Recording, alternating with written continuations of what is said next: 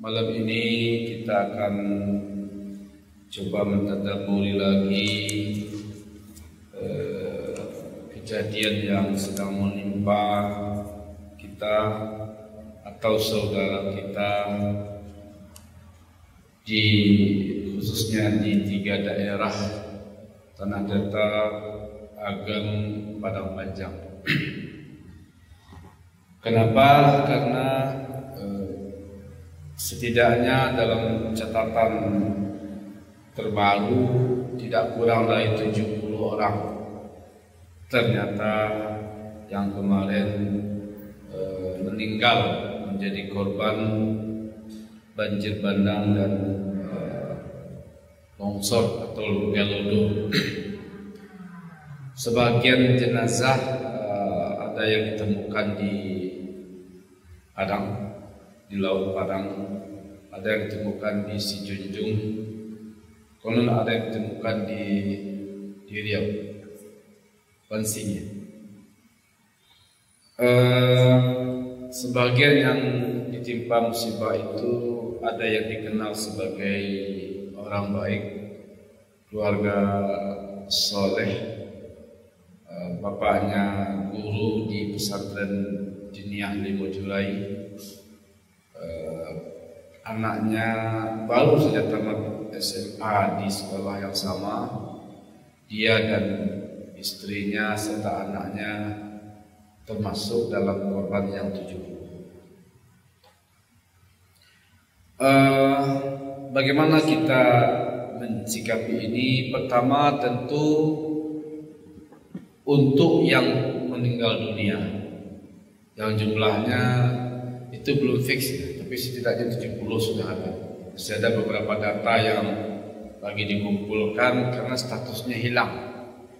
Artinya belum ada bukti dia meninggal. Kalau belum ada bukti dia meninggal berarti statusnya masih hidup, cuma sedang dicari. Nanti baru ada ketetapan dia dianggap sudah meninggal. Nanti kalau terkait dengan warisan, kalau hilang belum bisa dibagi. Sudah lama hilang, ya belum bisa karena dia statusnya masih hidup.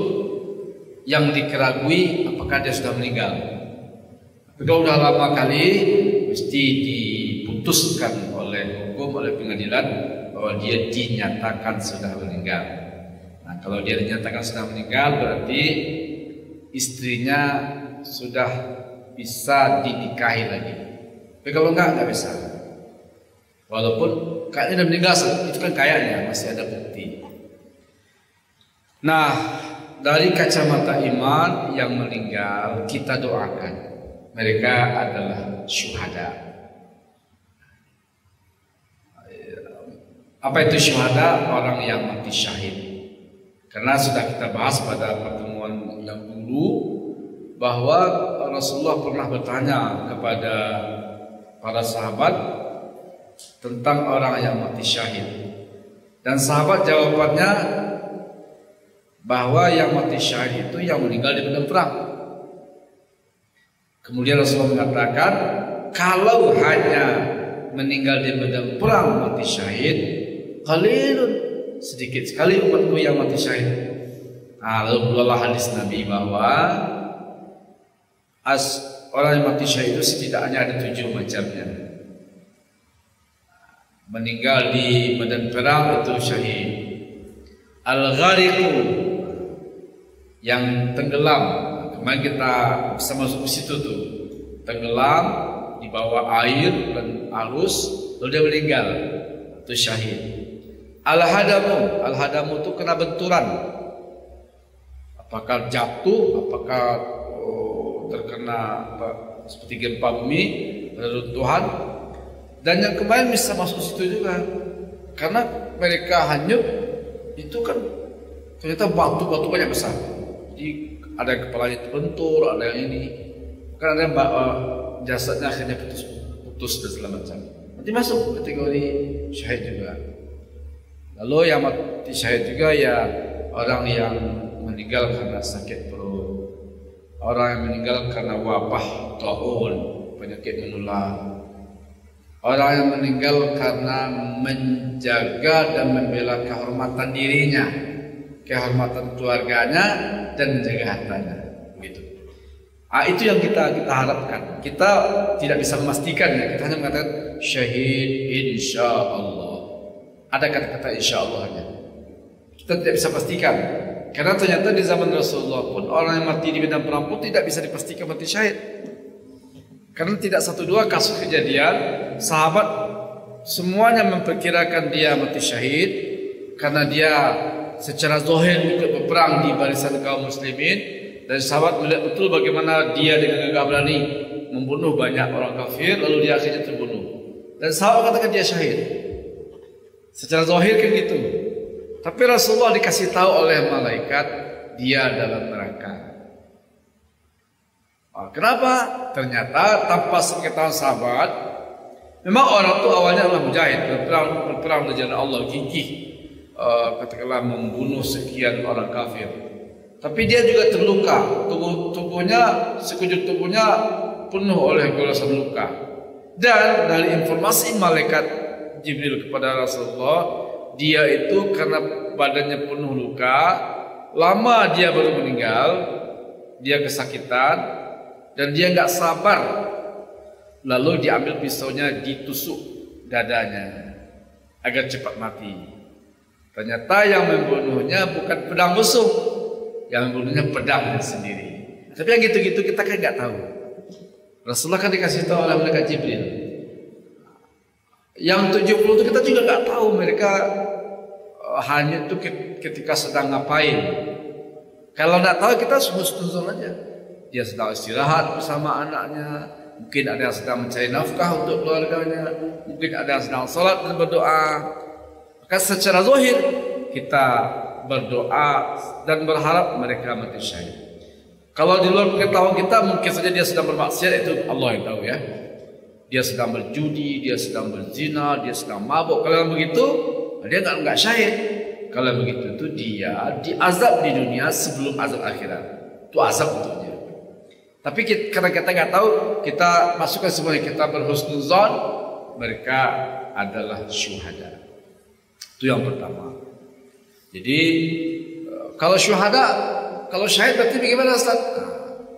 Selain dari mereka insya Allah berpeluang besar untuk masuk surga, kan syuhada juga kata Rasulullah kematian yang paling enak. Kematian yang paling enak itu maksudnya apa? Orang yang mati syahid itu tidak merasakan sakitnya mati. Dia sakit, tapi tidak merasakan sakaratul maut. Walaupun secara zahir kita kasihan, kepalanya pecah, badannya hancur, anggota tubuhnya bercerai-berai. Kan anggota tubuh bercerai-berai kalau orang udah mati kan nggak terasa lagi. Dicincang-cincang pun kalau orang udah mati nggak terasa lagi. Jadi kalau ada mayat dicincang-cincang oleh musuh nggak ngaruh sebenarnya. Cuma itu penghinaan saja, penghinaan, pelecehan ya. Tapi bagi yang bersangkutan, orang kalau sudah meninggal dunia, dia apapun, dibakar pun, dihancurkan pun, nggak ngaruh lagi. Dia tidak menderita lagi. Nah, jadi kalau orang mati syahid apa? Dia ketika hantaman pertama itu dia sudah kehilangan kesadaran. Sebagian bahkan sudah meninggal dunia. Nah setelah itu dia bagaimanapun kondisi tubuhnya terombang-ambing, dia tidak lagi merasakan.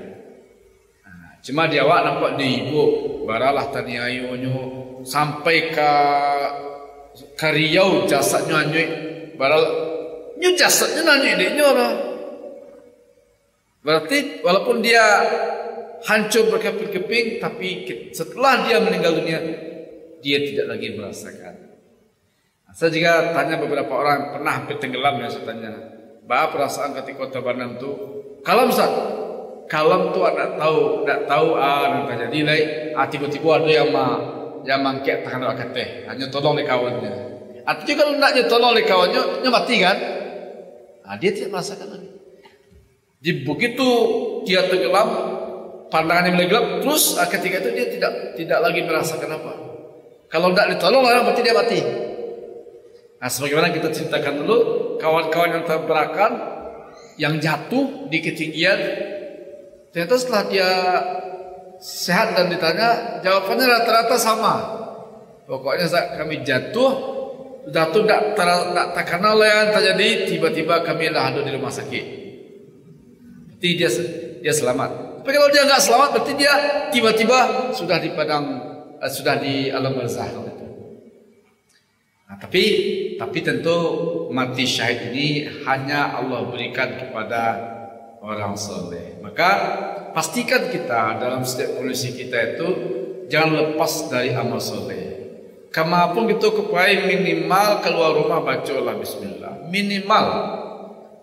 Kok terjadi sesuatu di luar harapan kita, kan kita nggak tahu saja. Petang alhamdulillah selamat ya. Satu pesawat dari Sulawesi terbakar pesawatnya. Pilih cepet ya. Itu kalau Allah diatur pesawat terbakar itu tidak ada daya dan upaya kecuali hanya menyerah pada Allah. Tapi alhamdulillah pilotnya membawa kembali darurat dan selamat. Tapi kan yang nggak selamat banyak juga. Tiba dia pesawat jatuh meninggal satu. Kita kan juga belum tahu. Pulang ke Solo cuaca rancak, tiba di situ udah tahu hujan. Kita nggak tahu. Nah karena kita nggak tahu itu, maka kemanapun kita berangkat jangan lupa berzikir. Termasuk pagi sebelum itu keluar bacalah Sayyidul Istighfar. Malam sebelum lalu bacalah Sayyidul Istighfar. Seandainya mati kita malam itu, insya Allah dijamin. Kalau dalam hadis Rasulullah SAW katakan, Sayyidul Istighfar itu surga di dunia. Nah, An Shaddad bin Aus radhiyallahu anhu anin Nabi sallallahu alaihi wasallam qala. Dari Shaddad bin Aus bahwa Nabi sallallahu alaihi wasallam pernah bersabda, Sayyidul Istighfar, penghulu istighfar. Ayyaqul al-abdu, yaitu seseorang berkata, Allahumma anta rabbi la ilaha illa anta khalaqtani wa ana abduka wa ana ala ahdika wa wa'dika mastata'tu a'udzu bika min syarri ma sana'tu abu'u laka bi ni'matika 'alayya wa abu'u bi dhanbi faghfirli fa innahu la yaghfiru dzunuba illa anta. Sarannya Bapak Ibu hafal Sayyidul Istighfar ini. Usama Pak kan paling 2 baris atau 3 baris. Bawa sendiri juga ratih dulu kemana baik, lama-lama lah hafal. Allahumma ya Allah anta Rabbi, engkaulah Tuhanku. La ilaha illa anta, tidak ada Tuhan selain engkau. Ini pernyataan, ini kalimat tauhid ini. Jadi kalau kita meninggal setelah baca ini, berarti kita meninggal dengan kalimat tauhid. Khalaqtani wa ana abduka, engkau penciptaku dan aku adalah hambamu. Wa ana ala ahdika wa wa'dika mastata'tu, semampuku aku akan mentaati perintahmu. A'udzubika min syarri ma sana'tu, aku mohon berlindung kepadamu dari perbuatan burukku. Abu laka bi ni'matika alayya, aku mengakui nikmatmu padaku. Wa abu bi dzambi, aku mengakui dosaku. Faghfirli, maka ampuni aku. Apa kata Rasulullah? Siapa yang membaca ini di waktu siang lalu ia meninggal, maka dia meninggal dan dinyatakan sebagai ahlul jannah. Dan siapa yang bacanya di malam hari lalu meninggal, maka sebelum subuh dia meninggal, dinyatakan sebagai ahlul jannah, penduduk surga. Hadis riwayat Imam Al-Bukhari. Di surah Allah itu baca Sayyidul Istighfar. Panjang mana Ustaz? Kalau panjang mana Sayyidul Istighfar? Bacalah bacaan yang biasa dibaca oleh Nabi. Dikata Aisyah radhiyallahu anha, Nabi di usia-usia menjelang meninggalnya memperbanyak membaca doa ini. Hadis Bukhari Muslim. Subhanallah wa bihamdi astaghfirullah wa atubu ilaih. Nah kalau kita membaca itu, rupanya datang kalau tas tabau gitu, insya Allah kita meninggal dalam keadaan bertauhid. Tapi asumsi kita bukan cuma meninggal jamaah. Karena bacaan-bacaan istighfar itu juga bagian dari doa kita agar kita diselamatkan. Di bacaan istighfar, taubat, dia dua sisi mata uang. Seandainya kita meninggal dalam keadaan husnul khatimah. Tetapi doa itu sendiri adalah upaya kita agar diselamatkan oleh Allah. Sama seperti Nabi Yunus kan juga itu juga intinya berdoa dan minta ampun. Doa Nabi Yunus itu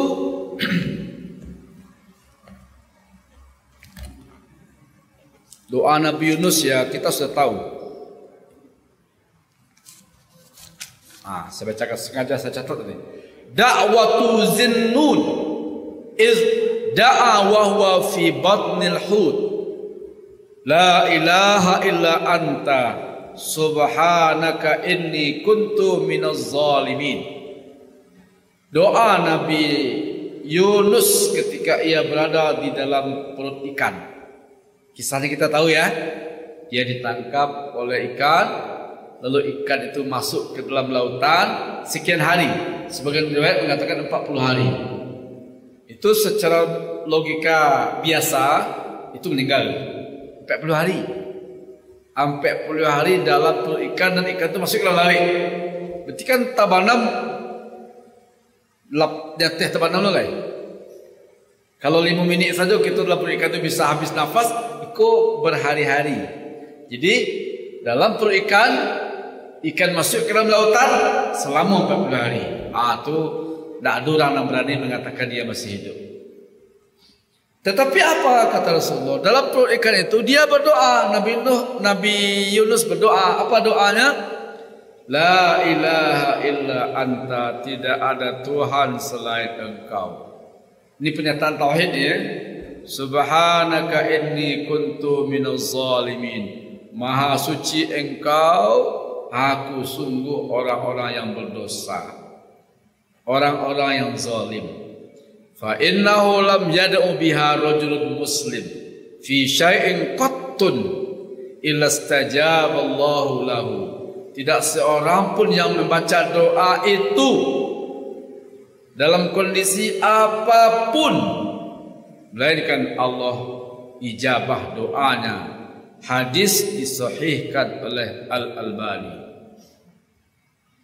Dan khusus untuk doa Nabi Yunus ini Bapak Ibu Allah muliakan, saya sudah sering mencobakan.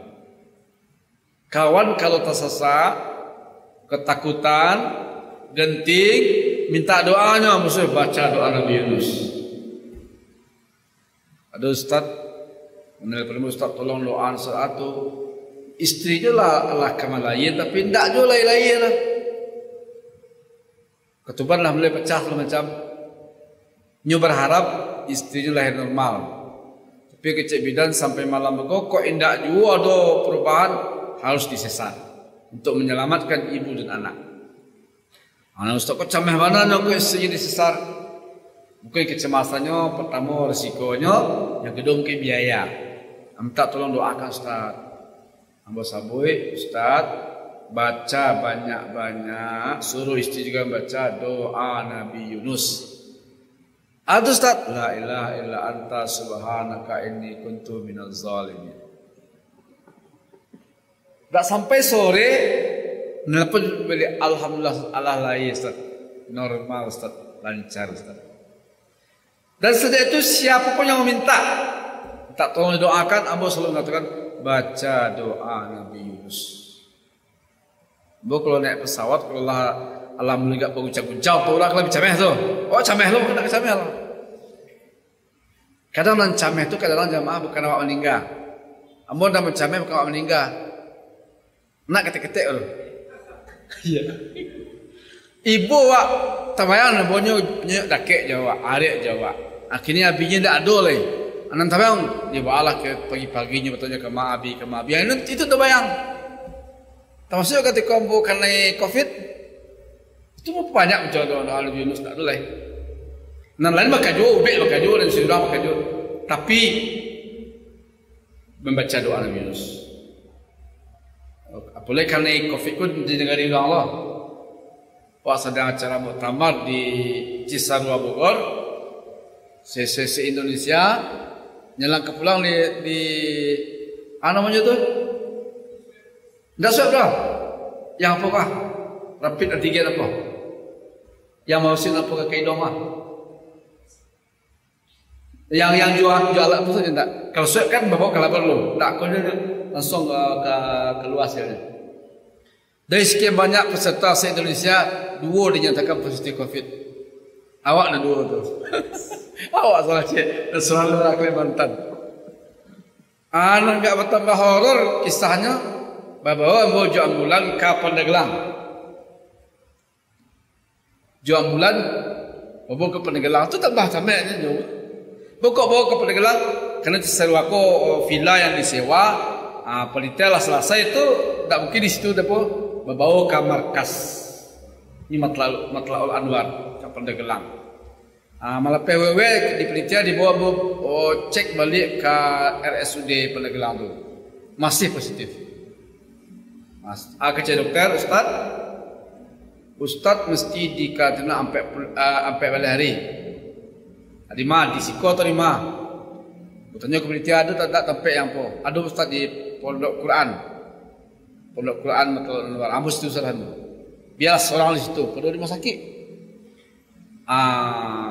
Sudah tu di masuk di situ. Ya boleh orang anu itu Orang kemantan makanan meletak di buku pintu 7 pailai.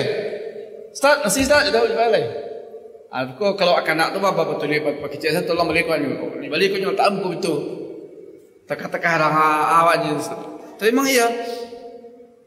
Terus memang banyak doa Nabi Yunus, la ilaha illa anta subhanaka inni kuntu minaz zalimin. Anak dia apa? Anak dia di Padang bawa di situ di Pandeglang. Terus sebagai antisipasi ala tulis semacam surat wasiat. Betul di WA panjang sampaikan macam-macam. Terus lambu nyatakan ke kawan-kawan yang berhutang kawak lunas saja. Pada tambah ambil orang kawak dia kat walaupun orang nak berhutang kawak lunas. Sudah tu lah 3 hari kecil penitia Ustaz kita cek lagi. Dibawa ke RSUD sekali lagi dicek negatif. Ambo tidak tahu apakah negatif karena sedekah tadi atau karena doa Nabi Yunus. Tapi Ambo yakin kedua-duanya. Karena sedekah itu kan adalah hadisnya. As-sadaqatu tasuddu sab'ina bab min as-sud. Sedekah itu bisa menolak bala. Begitu dapat informasi negatif, langsung Ambo minta dan tablet dan tadi mula balik dia dan bawa ke bandara.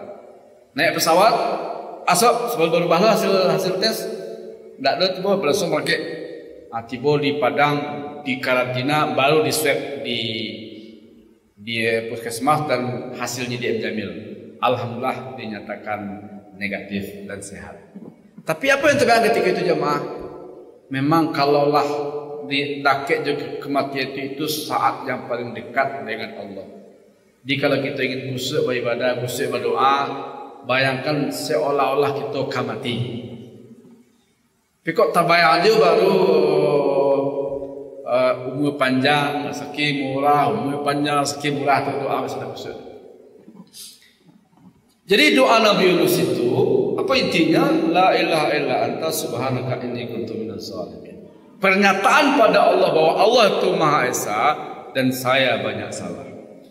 Dan doa yang sama kan juga dibacakan oleh Nabi Adam, sama juga.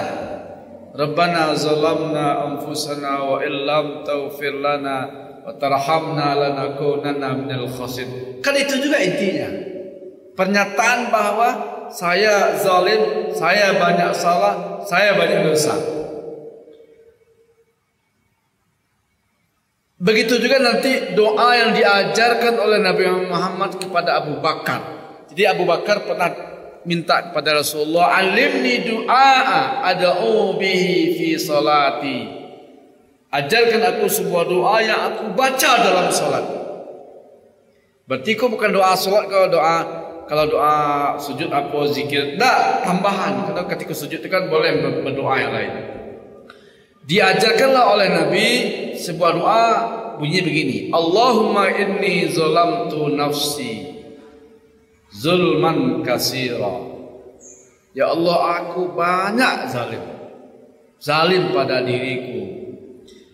Wala yaghfiru dzunuba illa anta, dan tidak ada yang bisa mengampuni kecuali Engkau. Faghfirli, ampuni dosaku, maghfiratan min indik, dengan ampunan yang Engkau miliki. Warhamni, sayangi aku, innaka antal ghafurur rahim, Engkau Maha Pengampun, Maha Penyayang. Ini juga hadis sahih Bukhari Muslim. Artinya apa jemaah yang Allah muliakan? Kalau yang meninggal tadi kita doakan semoga mereka mati syahid. Kalau keluarga mereka, kita ya semoga mereka mendapatkan pahala sabar. Tapi kita lagi, kenapa bahasanya kita lagi? Karena kan kejadian itu bukan yang pertama. Kan sebelumnya juga ada banjir bandang, kalau tidak salah seminggu atau sebulan ya, yang dianggap tuh ketika lahan dingin, kan setuju dengan itu. Ketika itu kalau tidak salah seorang meninggal. Yang pertama petugas ekskavator yang sudah menggali-gali pun tiba je kadang meninggal kan. Yang kedua aku kan tak lama jaraknya. Sebelumnya kan Gunung Merapi ketika melakukan abu panas kan meninggal 21 orang. Berarti yang kejadian kemarin itu bukan yang pertama dan kemungkinan bukan yang terakhir. Apa maksudnya bukan yang terakhir? Kita memang tinggal di daerah rawan bencana. Kalau seandainya di Padang, orang Padang, pesisir, Pariaman, itu orang yang dikhawatirkan itu adalah gempa dan tsunami. Baik ke arah ke Bukit itu yang dikhawatirkan itu adalah gempa dan gunung berapi. Terus memang ada pilihan. Pilihannya adalah kita pertama beristighfar dan minta ampun. Apa gunanya istighfar dan minta ampun? Pertama, agar kita diselamatkan. Yang kedua, kalau kita korban berikutnya, kita bisa mendapatkan mati sebagai syuhada. Harus begitu. Walaupun kita tidak ingin, kami tidak ingin karena itu. Bolehlah kita berharap, tidak ingin karena gelodo, tidak ingin karena longsor, tidak ingin karena gampang semacam. Boleh kita berharap, maka berdoa pada Allah, boleh saja. Tetapi selain dari ikhtiar itu, bacalah doa Nabi Yunus tadi. Kapai kita ke arah ke Solo. Nan rawan tu, Siti Jauh tu kebanyak rawan tu kata tu. Asal hujan hari, dia jam 2, tu kata tu. Nan membuat macam itu jemaah. Hari hujan gerimis, jalan macet. Kalau macet itu kan mundur tidak bisa, maju tidak bisa. Udah boleh jalan. Ketika itu tidak ada pilihan selain la ilaha illa anta subhanaka inni kuntu minaz zalimin. Berserah pada Allah. Baputar balik tidak bisa, maju tidak bisa. Hari dah boleh hujan pak. Daerah takut daerah rawan. Kerana tanah sekitar apa tu memang labil. Terus pilihan kita hanya satu. Berserah diri pada Allah. Tandanya la ilaha illa anta subhanaka inni kuntu minaz zalimin. Seperti Nabi Yunus. Nabi Yunus kalau dalam masuk dalam perut ikan itu masuk dalam laut itu tidak ada lagi harapan. Kasih akan minta tolong. Hanya pada Allah. Maka selama dalam perut ikan itu Nabi Yunus membaca doa itu. Sehingga apa kata Rasulullah? Siapa saja yang berdoa dengan doa itu dalam kondisi apapun, istajaballahu lahu, Allah akan kabulkan. Dia punya nanti kita naik pesawat, tiba-tiba boleh pesawat telah mulai berguncang-guncang. Kan kita tidak tahu. Nah ketika itu kita sudah merasa begitu, orang sudah mulai panik. Nah di saat itu kita baca la ilaha illa anta subhanaka inni kuntu minaz zalimin. Naik kapal ke Samoa itu, naik kapal di tengah laut, kalau terjadi apa-apa, enggak ada pilihan selain dia menyerah pada Allah. Maka ketika itu bacalah la ilaha illa anta subhanaka inni kuntu minaz zalimin. Nah, kenapa kita memperbanyak istighfar jamaah? Karena kalau kita baca ayat-ayat dan hadis-hadis, musibah itu kalau potensi sudah ada sejak dulu. Jadi kalau bicara potensi, Itulah hado dari dulu. Gunung Merapi itulah hado dari dulu. Lawi lah hado dari dulu. Sungai lah hado dari dulu. Tapi potensi menjadi benar-benar bencana itu ada pemicunya. Dan di antara pemicunya adalah dosa. Hanya banyak ada yang ceritakan tidaklah seseorang melakukan dosa fahisyah maka akan datang ini. Termasuk ada yang menceritakan tidaklah timbangan dicurangi, ukuran dimainkan, maka ketika itu akan datang bencana. Kita selama kau mengartikan timbangan kan untuk pedagang di pasar saja. Padahal mizan itu bukan cuma itu. Ukuran itu artinya apa? Contoh, ikut buat jalan gua. Dalam aturan simennya 10 karung, kasirnya 3 oto, basinya 10. Kalau ada yang memainkan itu 10 karung menjadikan 8. Basinya 10 menjadikan 7. Kasirnya 5 oto jadikan 8. Itu termasuk mengurangi timbangan. Nah, cobalah cek proyek yang tidak dimainkan seperti itu. Ceklah kayak jembatan-jembatan lah. Kalau di Lemahana itu justru yang kokoh beli sampai kini itu jembatan buatan Belanda. Artinya nak janji di karya sebelah karya tu. Kalau arah ke Solok tu tu di dekat dalam tu dulu, tapi itu yang mamam buatan Belanda. Lah bertahun-tahun Belanda pai nan jembatannya indak je luntur-luntur. Tapi kalau dia masih hidupnya pemborongnya baru jembatannya bisa ditungguan 6 bulan. Itu kan berarti ada timbangan yang dikurangi. Timbangan itu mengurangi timbangan tu. Kita kan selama menuduh mengurangi timbangan tu Urang manggaleh nak tuduh langsung. Apa jangan dimainkan timbangan kan tiba bencana apa. Yang dikurang-kurangi sukatan tiba bencana apa. Tu tahu nak mengurangi tidak sesuai SOP tadi, itu juga mengurangi timbangan. Carilah bantuan 1 miliar nan laki bara apa tiba kan kurang tu.